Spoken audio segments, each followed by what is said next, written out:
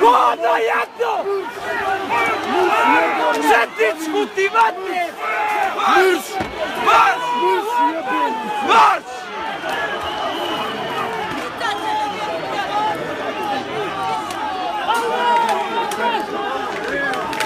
Takvin! Jebem ga, majko! Ubij ga! Ubij ga!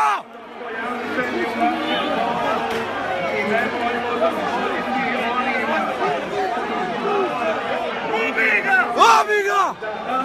Ona nema Iznad našeg dostojanstva. Ostanimo dostojanstveni kao muslimani. To je naša obaveza prema našim šehidima i prema našoj djeci. Braćo i sestre, molim vas, vrijeme je namazu.